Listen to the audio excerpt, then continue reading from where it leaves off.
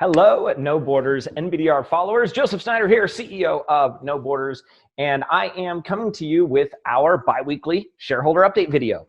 This video is a special one for us here at No Borders, and for me specifically. You know, we have done this consistently for almost 2 years now, and we've consistently come back to the market. Our goal, my personal goal, is to be the most transparent CEO in the OTC, and on this journey together with you guys, interested parties, shareholders, stakeholders, investors, and random people on the internet who watch these things.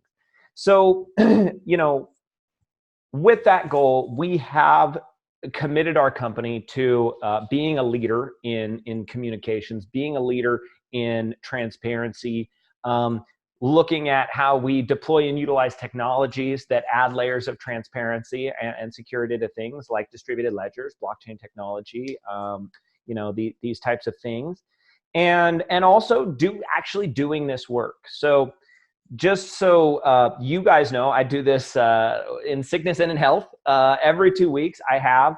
I was on the horn with our team yesterday and today.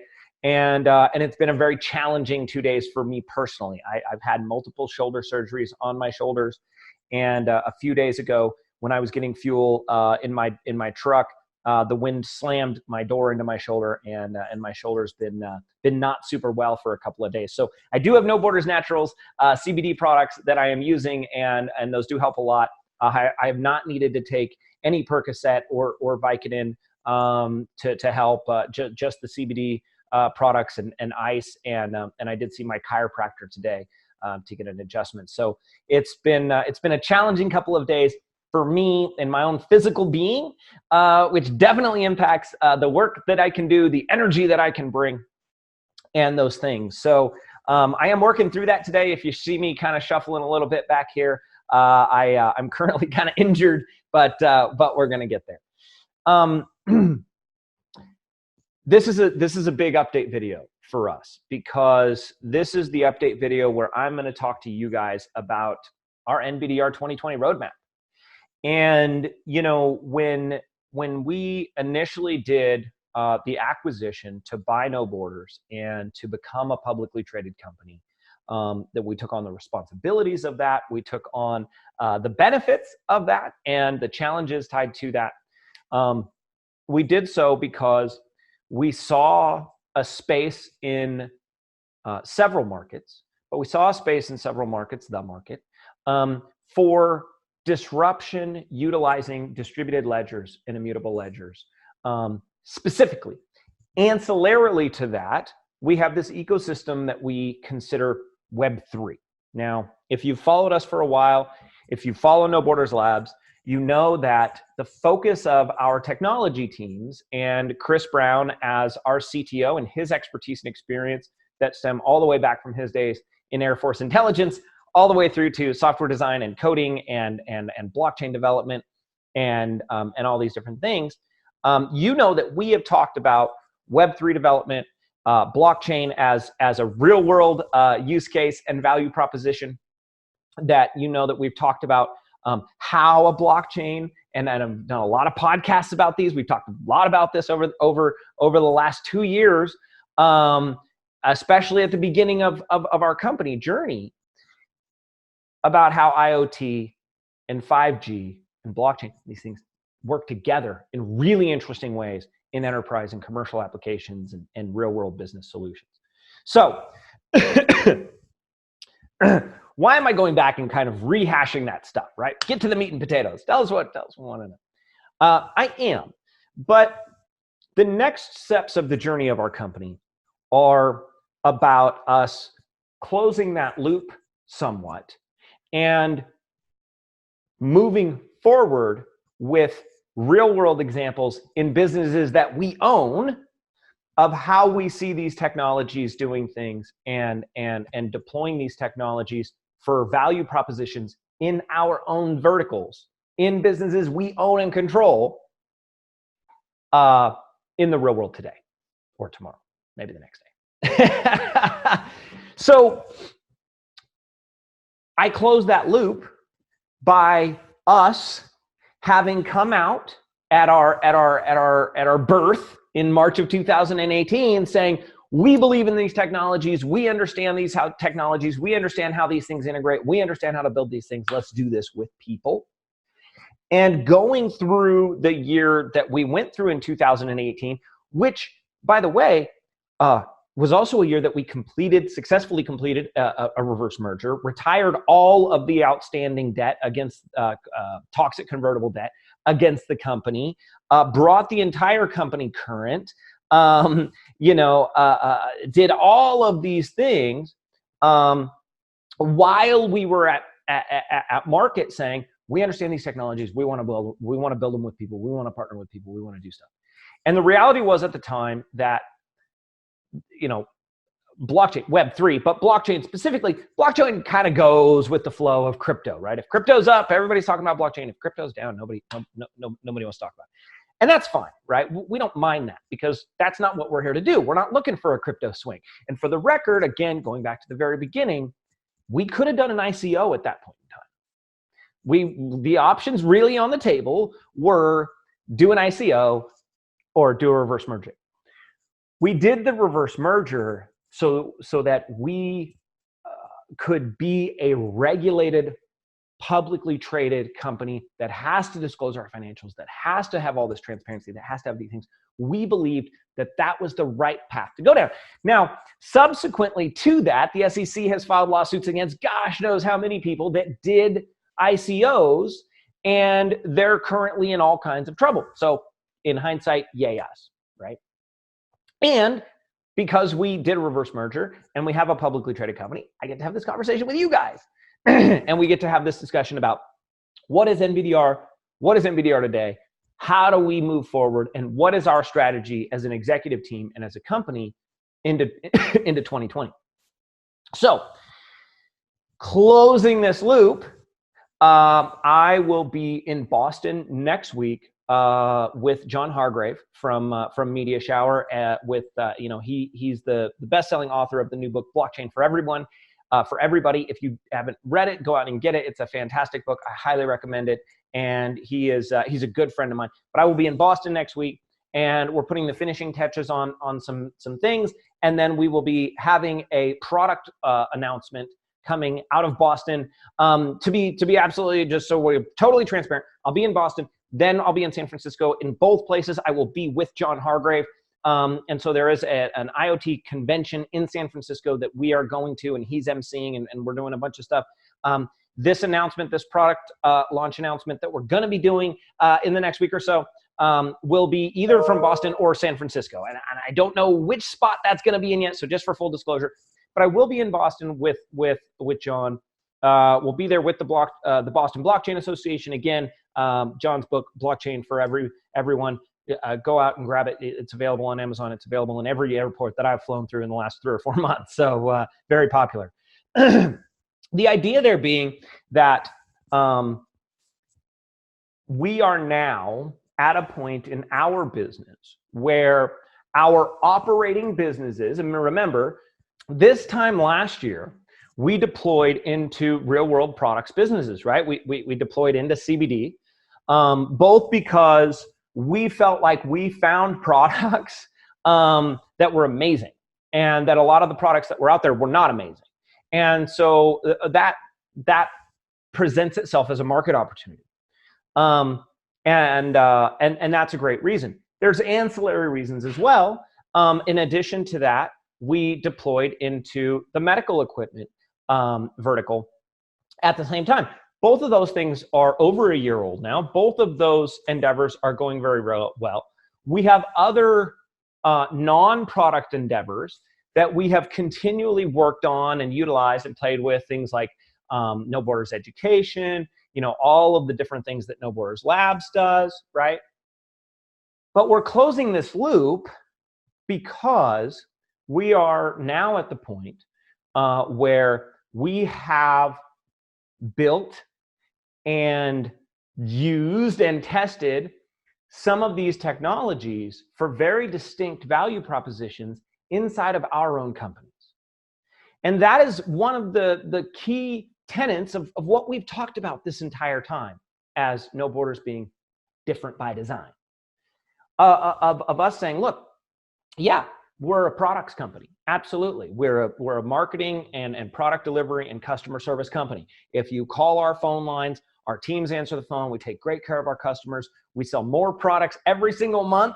We have quarter over quarter over quarter revenue growth. And those operations are critical to the long-term stability and success of our business.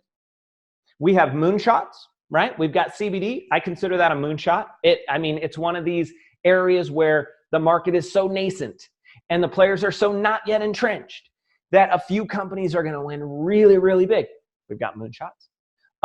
We've got kind of stayed and true and chug along type of businesses. Metadent Supplies, great example of that, right?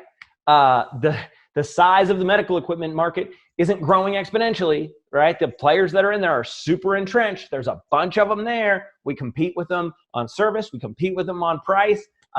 It's a tried and true business model, but it's super safe. It's not like dentists are going out of business next week. It's not like nobody's going to want it anymore, right?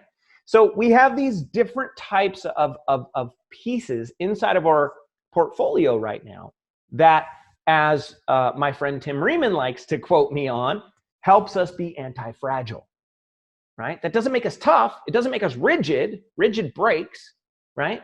It doesn't make us weak. It makes us anti-fragile, flexible, right?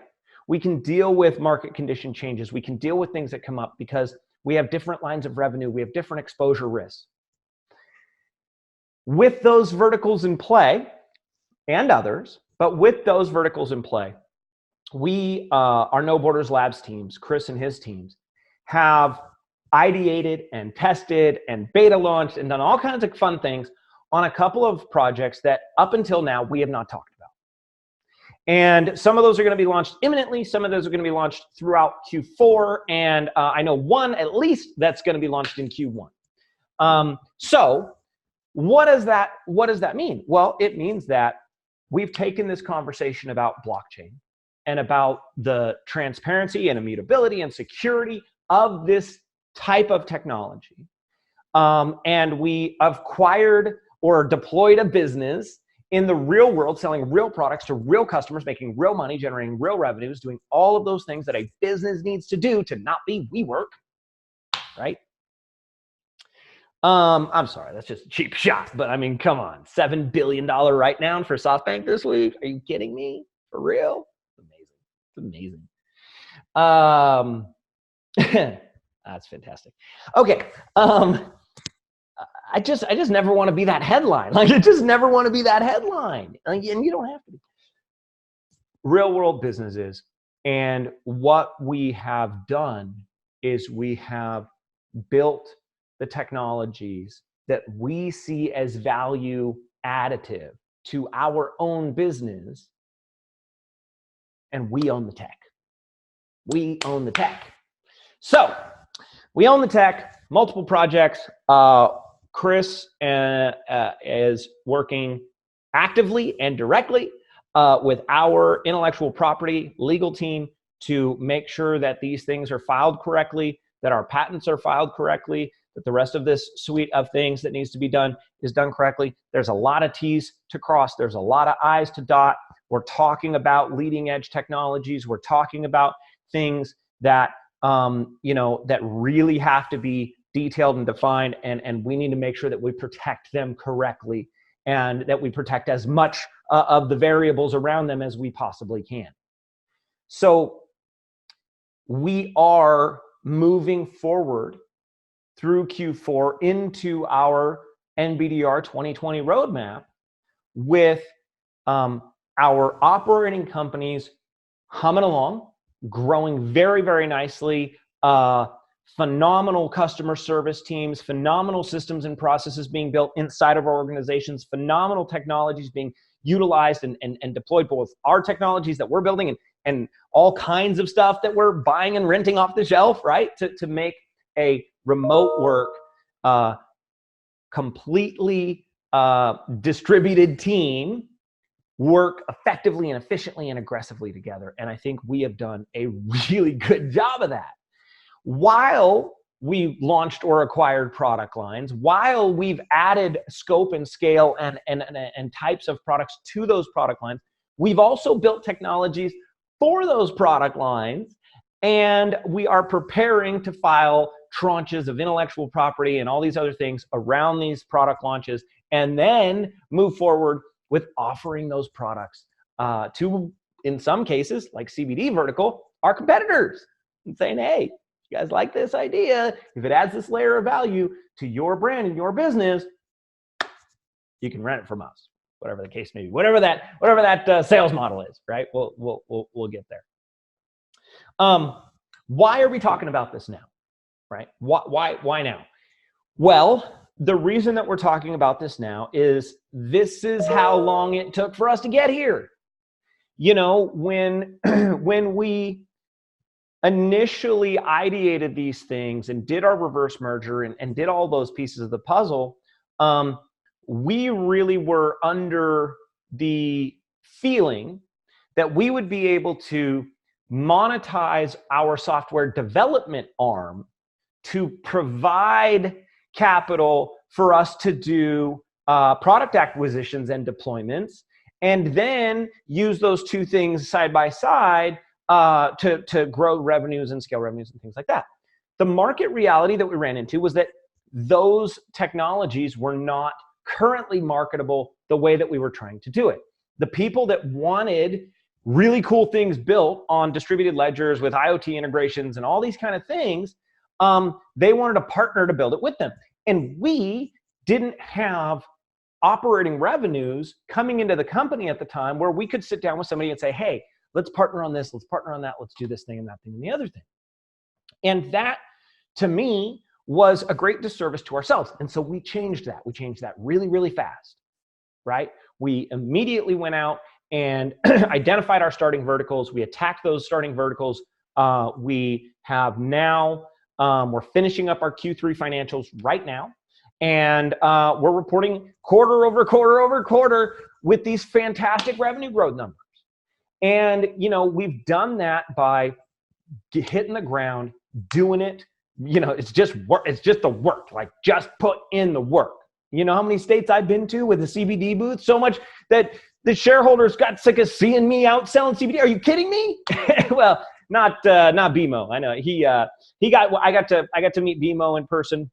I got to do an interview with Tim Riemann. I didn't get to meet him in person. I got to meet Andrew from Texas in person. And because of these shows that we were doing, and because of this, and those shows were a huge part of informing the tech teams of what the value propositions, what the pain points were in the consumer demand space, in the engagement space around CBD. I mean, the data sets that we shared No Borders Naturals product line this year with 25,000 medical professionals across the country. It's fantastic. It's absolutely fantastic. We're talking about this now because we've come through that entire series of realities. We've come through all of these pieces. We're consistently adding more companies to the suppliers for Metadent supplies. We're consistently testing and adding product to and scope to No Borders Naturals. We just announced our Z's sleep gummies. We have melatonin and CBD. We just announced our CBD cat treats. I know that we just had a CBD lip balm product go live on the website, which is fantastic. We have like these before and after pictures from people out of Phoenix that have these cracked lips and, you know, just drying out in the desert, and they're using this lip balm for a couple of days, and it's just completely incredible before and after pictures. I'm proud of our products.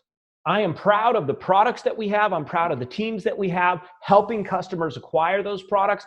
I'm proud of the fact that we have phenomenal reviews on all of our products. And even when somebody has to return something, we make it easy, we make it fast, we make it simple. And typically people that return stuff come back and buy stuff from us again. And that's an indicator of a well-run operation. Hats off to my team. Hats off to my team. With all that being said, we are in those businesses to make money. And we are in those businesses to make money off of technology. And there's an important thing there that we haven't talked about in a while, since y'all and me have been hanging out for the last couple of years. And that is that at our very core, we're a technology company. At our very core, we're a business that knows how to run a business. We know how to do operations. We know how to do fulfillment. We know how to do customer service. We know how to build and deploy these systems. But we do so in order to identify the value propositions where we can deploy technological solutions. Because when we sell technology as software as a service or a licensing model or whatever those models are, when you're selling technology, we don't have to buy the jar again.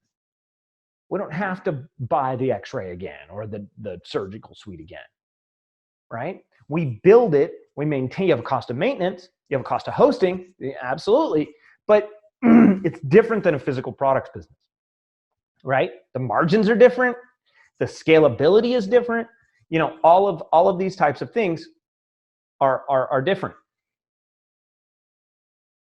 We have never lost our focus on saying these are the technologies that we see being impactful and disruptive to the bottom line of business in the immediate future. This is the suite of technologies. Okay. And we are going to use these technologies and we're going to build these technologies. And now I get to sit here today and tell you, we've built technology for our own verticals. We have deployed that in beta for our own verticals. We are actively pursuing intellectual property filings, patent filings around these technologies right now as I sit here. And we did that by owning the vertical we were in.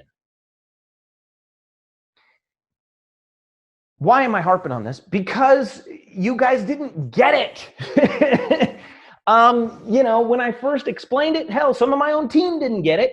And now that we have shown that we can operate a consumer brand and a business-to-business brand and a dropship brand and an inventory load brand and build technologies for those things at the same time, I get to sit here today and say, I told you so.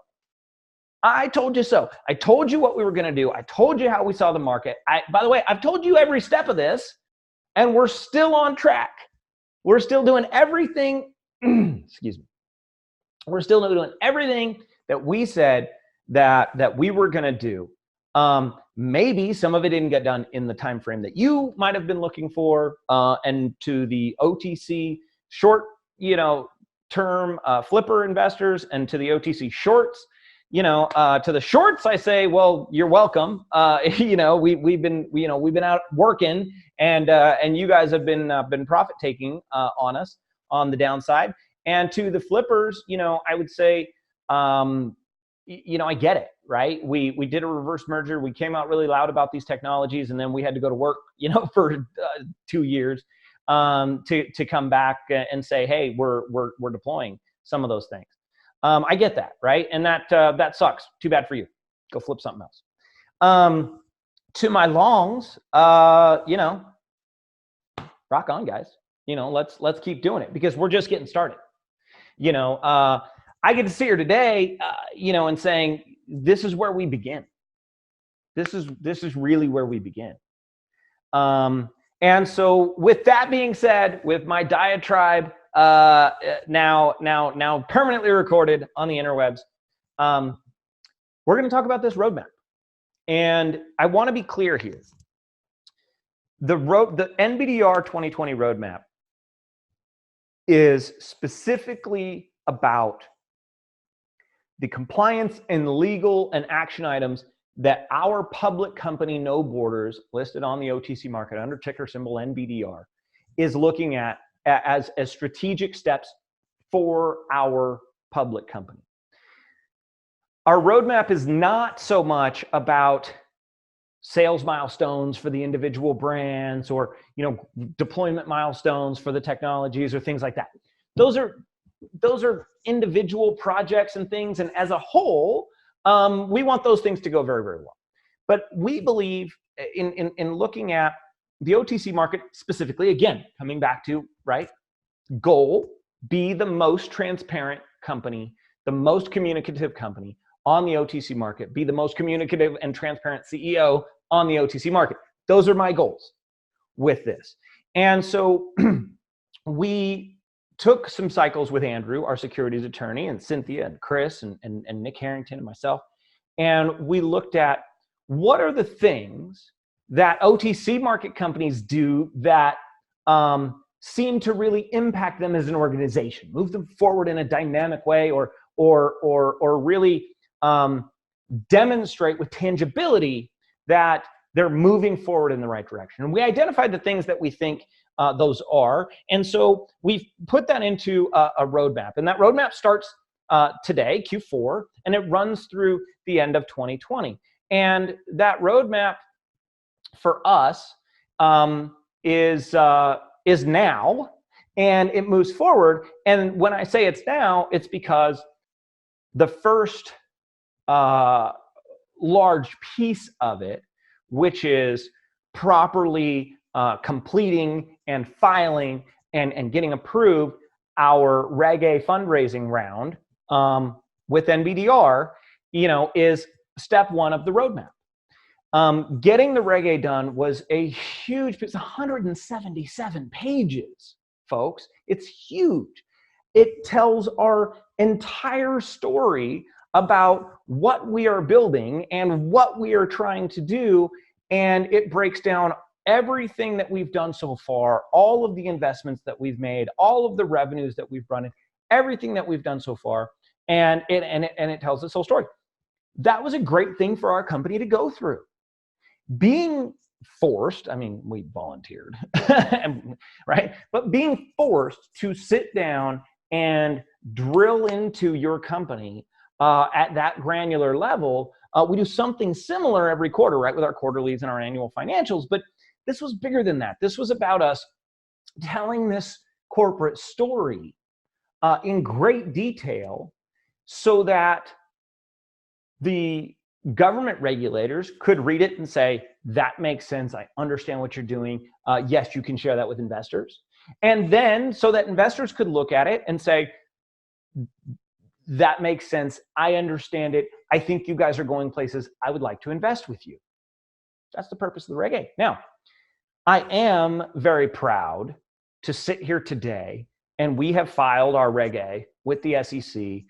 We have received our round of comments from the SEC. We have answered that round of comments with the SEC. And as I sit here today, the SEC has come back and said they have no more questions. That's all good with them. So we did a great job of that. As a matter of fact, everybody around the space, our securities attorneys and all these kind of things, we're very surprised to hear that of 177 pages, we only got one question back from the SEC. They wanted to know about one thing. And we were able to correct that. It was literally a misspell. Two letters were missing from one paragraph in 177 pages. I'm proud of that. We worked really, really hard. That's the kind of milestone that's on the NBDR 2020 roadmap, because that kind of milestone is impactful at a core operational level for the business itself, for the pubco, right? This is us sitting down and documenting our business to a degree where we can present it to the Securities and Exchange Commission and say, this is what we're doing, this is where we're going, this is what we want to do. And they read through that and come back and say, hey, we missed a couple of letters over here. We go, cool, we'll fix that right now, right? Now, that's a milestone for us. This Reg A is public. You can go on the SEC, look it up, check it all out. Please go ahead. It is not currently live. We are not accepting funds. I am not soliciting investments in any way right now. We're all on the same page. Okay. Gotta say that stuff. But what this Reg A is designed to do is it is designed to provide us with the capital that the company needs to make the impact points that are on the rest of this roadmap. And the Reg A is designed where we're not going to take any more money than we need through the Reg A. And as our company grows throughout the next year, as our valuation changes throughout the next year, we can file amendments with the SEC, updating the offering to reflect the current value of the business. And so, that puts us in the position of being able to make sure that we have the capital to make strategic decisions on behalf of all of the shareholders and on behalf of the entire company. I hold a lot of No Borders stock. I hold a large chunk of our preferred stock with outsized, with larger voting rights and a conversion value. And I hold, 20 million shares of restricted common stock myself personally. So I don't want to see our company have crazy dilution. That's not in my best interest. I'm the one that reduced our authorized shares from 1.8 billion to 750 million. I'm the one that reduced my own conversion rights on the preferred stock from 100 to 1 down to 20 to 1. I did those things because I believe that if we're going to be in this together, that we have to be genuine about the fact that a billion extra shares hanging around is not going to be tenable for investors. I know that. I wouldn't invest in that, so I fixed it. We don't have that. Our authorized shares with the state of Nevada is 750 million. Our conversion rights on our preferred block of shares is 20 to 1 conversion instead of 100 to 1 when we acquired the company. Proof's in the pudding. Proof's in the filings. Go look. So, the way we see the roadmap, these tangible impact points. Number one, Reg A. Reg A is currently filed and everything with the SEC. We have currently filed in the states of Florida, Colorado, and New York for the state filing portion of the Reg A, and we're working through that process. The Reg A is not a 300 million share dilution onto the market. That's not reality. That's not what's going on here. We have filed to sell up to 300 million shares on the market. And like I said, as our business moves forward over the next 6, 9, 12 months, and the impacts that our business has and the revenues that our business generates and everything else raises our profile or awareness and valuation of our company moves around our operating realities, we will be able to amend that to potentially higher share prices on taking money from the Reg A. So that's more money, less dilution. These things work hand in hand. These are options that we will have once this process is completed. This is an arsenal that we're going to have for our company to be able to strategically invest in the brands and businesses that we own and acquire brands and businesses where we see opportunity and potential. That's critical to success. That's why we are a public company. Today's the day. This is why we did the thing. We did the thing not so that I could talk to people every 2 weeks on the internet. We did the thing so that we have a mechanism for accessing and deploying capital strategically.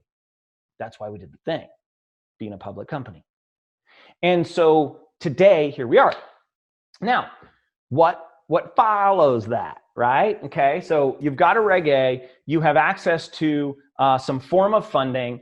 What are the steps? So, number one step that we're moving into, and this step is almost complete. There will be news about this coming out soon, but there is a process that goes through.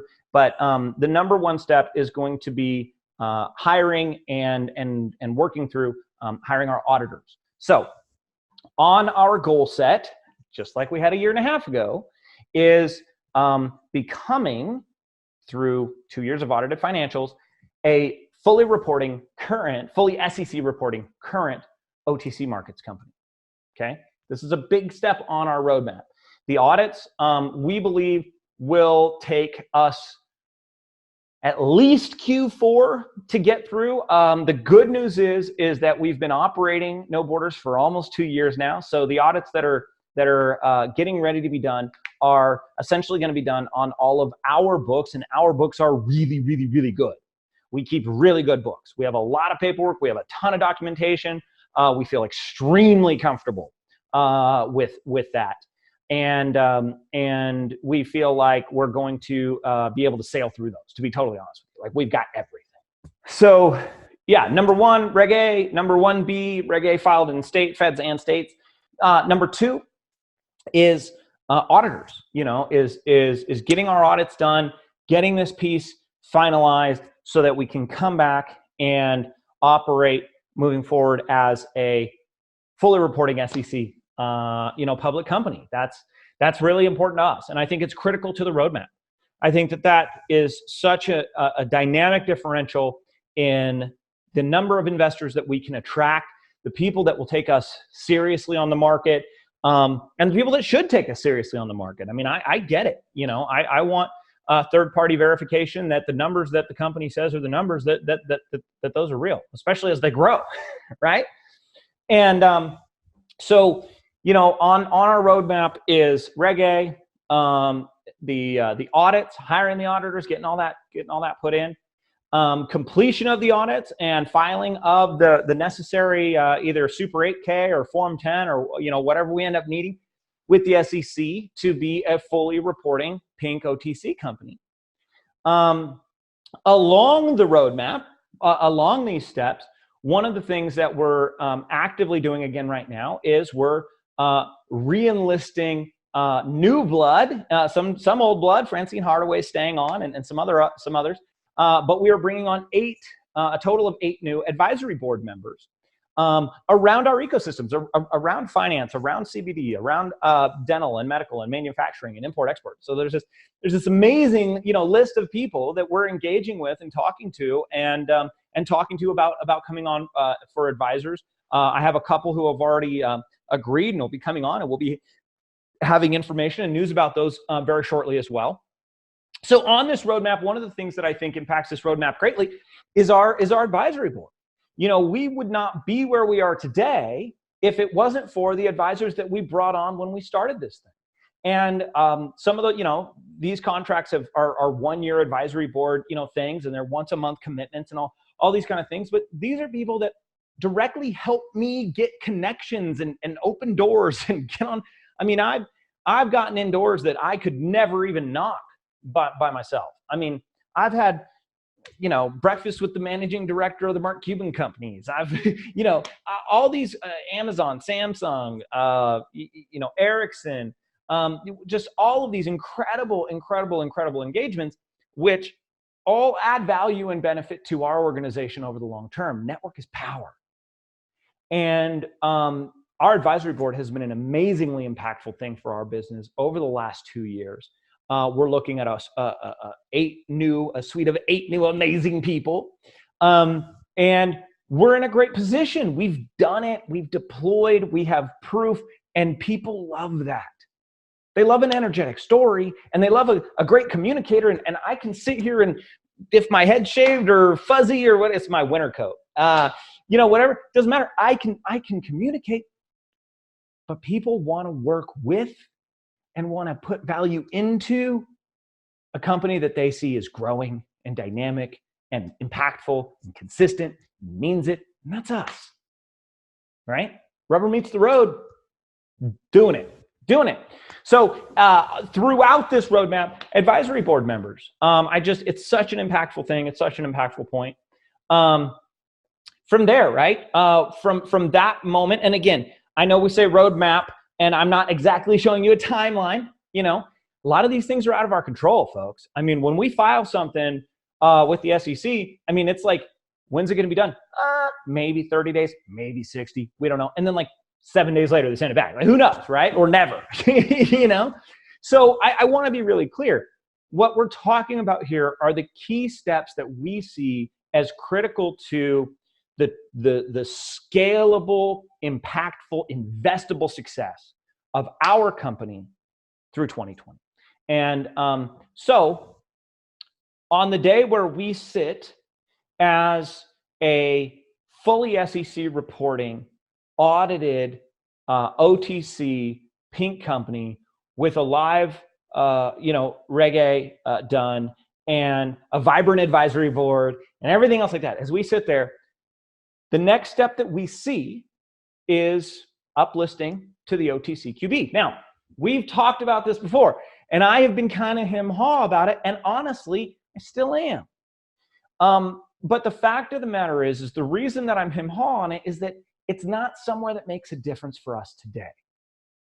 And I think a lot of penny stock investors and people in the market side of this would be like, well, that's crazy. I mean, you get uplisted and it looks better. And I'm like, yeah, I get that. But the fact of the matter is that an OTCQB uplisting, it adds some layers of filing that need to be done, which we will already be doing if we're SEC current. But we're not audited today. We're not an audited SEC reporting company. We're an alternative filing pink on the OTC. And so it would add layers of work that we would have to pay to do every quarter. It would cost money. It's not a cheap thing to do. OTC likes you to pay them, in case you didn't know that. They're very prompt about putting a little symbol on your stock if you don't pay them, and letting everybody know you didn't pay them. Great hustle, by the way, OTC. Good job. That's a great way to get people to pay. Brilliant. Very effective for the investors. Look, if the company that you're investing in can't afford to pay its market, platform, then there's probably a problem, right? Yeah, okay, we're all on the same page. All right. At the point in time, and this could be fairly close future. It could be anytime within 2020. Again, we don't control a lot of these timeframes that we're talking about. My timeframes always seem to be more aggressive. Chris always tells me that, man, you're crazy. I'm like, okay, well, we're gonna go for it anyway. Let's go. But on that day, we are in a position where getting additional market awareness, getting an additional layer of perceived, if only, reputability and authority, I believe that's very impactful for our business. And between me and you, and there's a billion miles between here and there, you guys all know I want to be a NASDAQ CEO. You guys know I do. Let's not lie about it. I'm proud to be an OTC Markets CEO. This is having this structure, being able to play this game is something that I'm a geek. I always wanted to do it, and I'm thrilled to be here, and I'm proud to be a CEO on the OTC market. I am. But at the end of the day, if ego is talking, I would love to be a NASDAQ CEO. I really, really would. And I don't think that that's impossible for us. I don't even think that's necessarily outside of the NBDR 2020 roadmap, but I'm not putting it in because I don't want to hear about it next November. Yeah, I mean, the roadmap is where we are today, Reg A filed, Reg A ready to go with the SEC, state filings filed, awaiting confirmation on some of those. Auditors are I gotta be careful what I say because there's a lot of paperwork around auditors that kind of gets wonky, but our auditors have been selected and we are currently in the works with them of getting the process done to actually make it a formal engagement and have them move into go mode. Okay, if that answers the question. So getting the audits done, filing the paperwork that we need to file to be a fully SEC reporting pink company, and then uplisting to OTCQB. In that mix of things, we have the advisory board members, and then I'm going to add one other thing to that conversation for our roadmap. One thing on the roadmap that's definitely timed, by the way, okay, I almost skipped it. That's my bad. Shareholder meeting, March 8th, Vegas 2020, in-person shareholder meeting, me, you, your friends, I don't know. Our social teams, we're talking about some different contests and things. I know that there's a company, and maybe some of you guys can comment on this later with it, but I know that there was a company, they did some sort of a shareholder meeting, And they served bacon wrapped shrimp and then like, some, toxic debt, horrible spiral nightmare. And so everybody was laughing years later of like, oh, this company, they were terrible. How was so horrible. So I'm not serving anyone bacon wrapped shrimp. No bacon wrapped shrimp for you. We'll just do caviar. No, I'm kidding. So we will, we're going to have fun in Vegas. I look forward to meeting you guys. Like I said, I got to meet BMO. I got to meet Andrew. Those engagements that I've gotten to have are phenomenally positive. And they're a lot of fun and they add a lot of energy. And I think that there's just a tangibility to being able to shake somebody's hand and talk to somebody and have a conversation about something not related to the business or gardening or composting or, all these other crazy things that I do, right? I've shown off squash and all kinds of things on my videos. I know you guys think I'm nuts. But March 8th. Shareholder meeting in Las Vegas. We are a Nevada pubco. Vegas is home. I know we're based out of Phoenix. We talk Phoenix. But the fact of the matter is we are a Nevada registered pubco. We are out of Clark County. Vegas is actually our NBDR home. And I look forward to seeing you all there. So, on top of that, what I was going to weave in with the advisory board members when my brain went like, hey, you totally forgot about this thing. Intellectual property.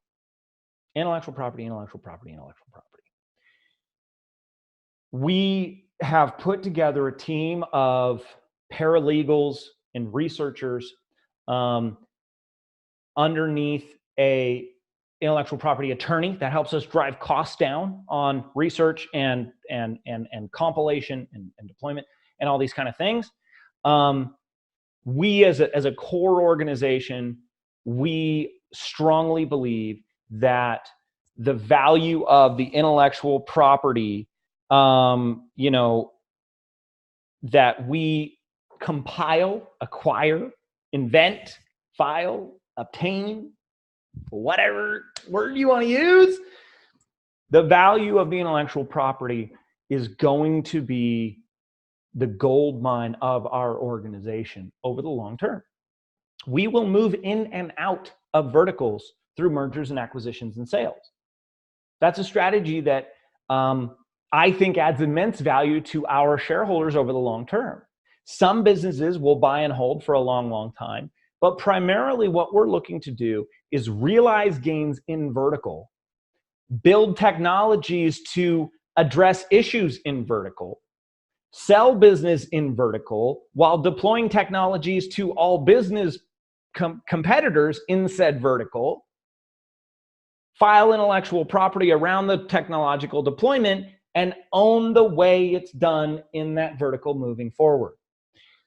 Again, we do fall in love with the businesses that we have. I love No Borders Naturals. And if we were to ever exit No Borders Naturals, which I don't currently plan to do because I see at least a 2-year, 3-year runway of potential stratospheric growth in CBD, in America specifically. But if we were to sell No Borders Naturals, I would make sure that not only we got an amazing ROI for our company from doing so, but that it went somewhere where we would know that the quality and the efficacy and the power of that would continue. If only selfishly because I use the products, right? But that does go for our businesses. When we take the time and the energy and the input, it's not just capital that goes into these things, it's soul, right? We're pouring thousands of human hours of energy and attention and focus and soul into these things. We want those things to come back to us or to the owners who acquire those things from us for a long time, right? We want those to impact and stay relevant and profitable for a long, long time. We don't necessarily want to own each one forever, though. So there is a transactional model built into this that we haven't completely closed a loop on yet, right? We've only got a few of these subsidiaries operating and they're only a year or so old. So we haven't come to the other side of that thing, but we'll get there. We'll get there. Somebody's going to come knocking. I mean, we just got our trademarks back for MetaNet supplies, and that allows us to move forward both under the MetaNet brand on Amazon, which is really important because we haven't been able to do that. If you see our products listed on Amazon, they're listed under No Borders Dental Resources, which is not a brand that we operate under, so that's a disconnect. But it also allows us to start selling our own equipment in the medical space. And y'all know I want to do that, right? As we do that, the fact of the matter is that the medical space especially is a gobble up space, right? New entrants come in, they make a splash in the market, they do what we've done, they grab some market share, whatever the case may be, they deploy new product, they get a niche, they build a little bit of a brand, and one of the other players comes around and goes, hey, let me get at you real quick. So I won't be surprised when that day comes. And I'm totally ready for that. And we're ready for that negotiation whenever that day comes, but we're not rushing towards it. These brands are growing, they're vibrant, they make money. We're very happy with the operations that we have, the businesses that we have, the verticals that we're attacking, the technologies that we're building around those verticals based on real world business. We own problem we need to solve realities.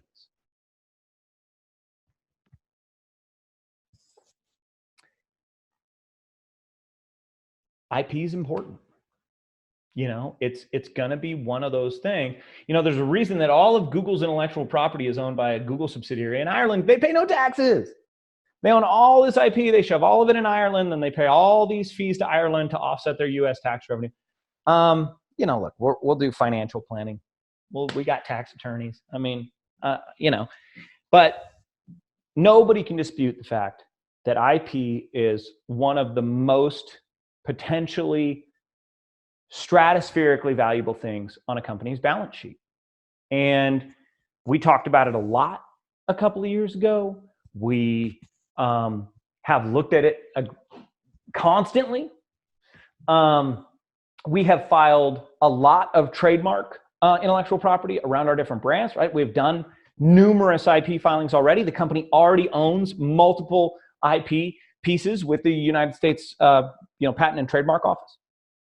But the next tranches of this are about us registering patents around these technologies and the use cases that we see because we're on the ground using it. And a strategic play around deploying and acquiring intellectual property around some of these verticals.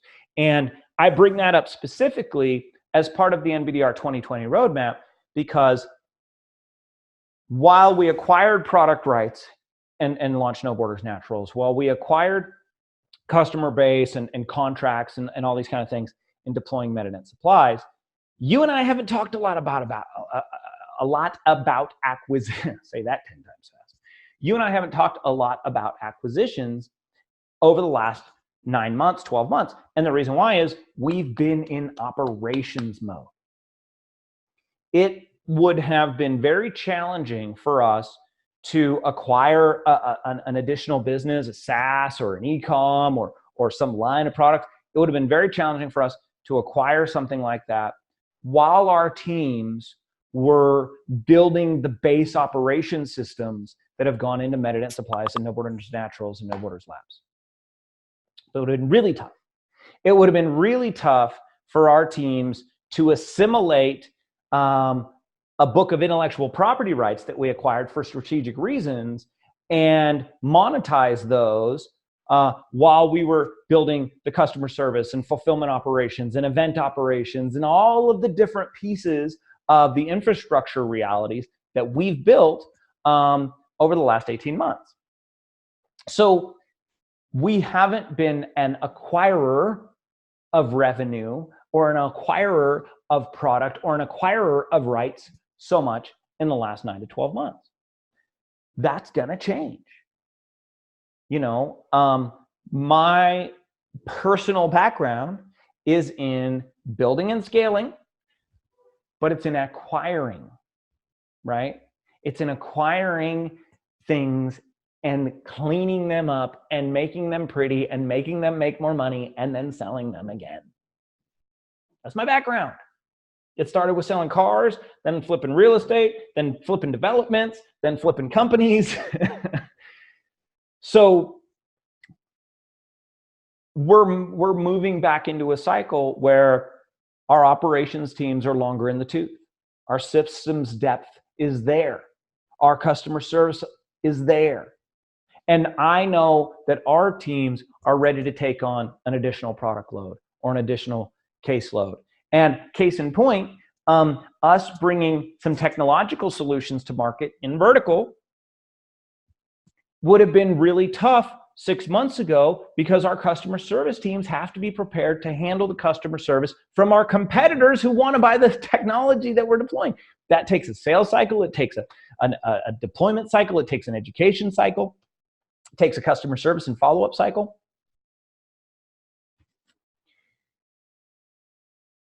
We put these teams through the paces. We've built an incredible network of people who care about our company and our brand. We have a clear roadmap of Reg A, audits, SEC reporting, uplist to OTCQB, all of these really impactful things that as we go through them and do them and check them off the list, our authority position grows, our value grows, our ability to get in front of additional tranches of interested parties and the awareness around our business grows. And not because we're hyping shit. We don't do that. You know we don't do that. But because we're doing what we said we were going to do, we're doing it right, we're doing it on time, we're doing it by the book. And while we do those things, and by the way, just the OTC piece of what we do is a whole damn business. I mean, you take these poor people who run an events business or run something or do something, right? Jason Fierro, the guy that had this company before we did, this guy's a great example.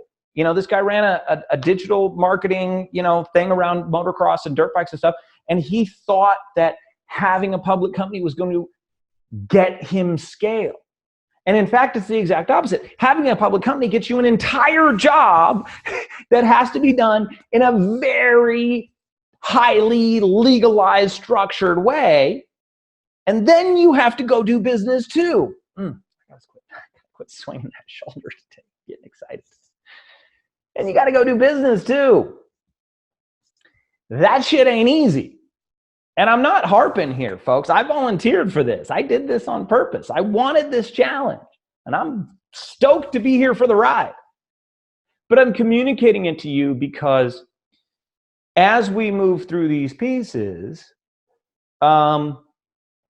this is how our team and our executives see the strategic roadmap for the PubCo through 2020. This is the company that we see coming out. So when I sit down and I do the next bi-weekly shareholder video in November of 2020, which let's all admit, we're going to blink and I'm going to be there and just more gray in my beard. That's all the difference, right? And hopefully some zeros in a few places. I want to be sitting here with, at the bare minimum, an OTCQB fully reporting SEC pink company with a nice portfolio of intellectual property assets and more than the current number of revenue streams and more than the current realities of revenue. That's where I want to be. And that's where we're headed. So, man, there's so much. It's crazy because these videos take forever, and we're going to find a dissemination way that works, right? These are either going to get transcribed, we're going to go print. I'm not really sure. We're going to figure that out. But there's a lot in here. There's a lot of content in here. There's a lot of message in here. There's a lot of me just talking on the internet in here. I have this little platform. I get to say stuff, and it's fun. But we're here doing this. I'm here doing this because I believe this structure is a way for myself and my family and my investors to achieve generational wealth. And I don't talk about a lot of numbers. We don't do a bunch of press releases. Well, the market size, blah, blah, blah. We're really kind of cautious on that stuff because the amount of the market you can capture is way more important than the size of the market, right? If you had 100, everyone's, oh, it's a $40 billion market. Okay, well, how about this? What if you could capture 25% of a $100 million market? What's that worth to you today? Oh, that's worth more than the 0.5% of the $40 billion market? Okay, so cool. So we're on the same page. So we try not to do that. and we do clarify some opportunity realities in information that we give, absolutely. So I'm not saying that we don't talk about market size, but as a whole, we don't smash that stuff against the wall. And part of the reason why is that the idea that we have is that by deploying fantastic products with fantastic services, that we will make money.